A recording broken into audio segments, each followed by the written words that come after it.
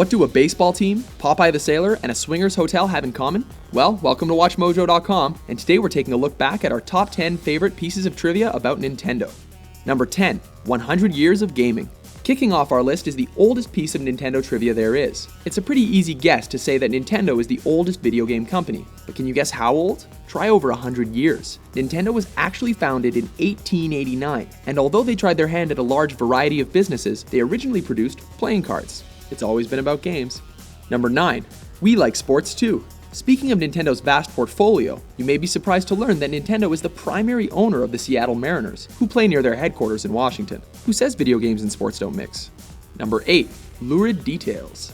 While Nintendo has pretty much always been known as a family-friendly company, there are a few interesting details about their past. First, in the 1960s, it is rumored that Nintendo owned and operated a love hotel in which customers could pay to use rooms by the hour. An equally tantalizing fact is that there are several pornographic games for the NES that were released without Nintendo's permission, all of which would fetch you a nice chunk of coins on eBay. Number 7, blocked products. As mentioned before, Nintendo has tried its hand at several other business models and products. One such failed product was a line of construction bricks called N&B blocks that heavily resembled Lego pieces. Apparently they resembled Lego a little too much, and a resulting threat of lawsuit got the product shut down. The bricks do technically make an appearance in Super Mario World 2, although most people would probably describe them as Lego. Number 6, Inspirational Design. Legendary Nintendo designer Shigeru Miyamoto is never shy about sharing his inspirations for his games and characters. For example, Donkey Kong, Mario, and the Princess were designed as a reimagining of the love triangle between Popeye, Bluto, and Olive Oyl. The Legend of Zelda was stylistically modeled after Ridley Scott's Legend, starring Tom Cruise, and its non-linear adventure gameplay was apparently inspired by the nature hikes he took during his childhood. Number 5, U.S.suck at games. Super Mario Bros. 2 was deemed too difficult for Western audiences. In need of a proper sequel for Western gamers, Nintendo reskinned an obscure Arabian-themed platformer called Yomikojo Doki Doki Panic, and released that as Super Mario Bros. 2. The flying carpet makes sense now, doesn't it? Western audiences only got a chance to play the real Super Mario Bros. 2 in 1993 with Super Mario All-Stars.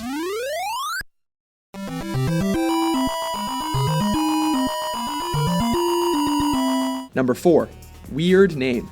During its design phase, the Nintendo Wii was codenamed the Revolution. However, Nintendo wanted a name that would translate seamlessly into a large number of languages, and as such, settled on the name Wii. We would like to play. The name was actually not an acronym as many first theorized. Instead, the double I represents both the dual remotes the system uses, as well as two players standing side by side, reinforcing the communal aspect of the system's games. Number 3, Wiierd Parameters. When tasked with designing the Wii, engineers were given a number of unusual guidelines to follow. First, they were told to design their console to be reliable rather than powerful, and set about creating a unit that would remain cool and stable after 24 hours of continuous use. The second had to do with size. Apparently, during the design phase, Nintendo's current CEO grabbed a handful of 3 DVDs, stacked them together, and told the engineers, make it about that big. So they did. Number 2, bovine design. Not all of Miyamoto's initial inspirations transitioned into his game seamlessly. When he first sketched Bowser, he initially intended for him to be an ox. When working from those sketches, character animator Yoshi Kotabe thought he was looking at a turtle, and began to design the character as such. After some confusion, they designed Bowser as a mashup of the two ideas, and the most famous final boss was born. Number 1, this system blows.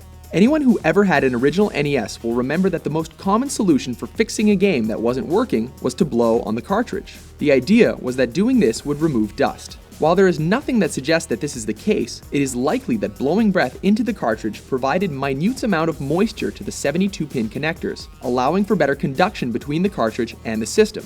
So it worked, but for all the wrong reasons.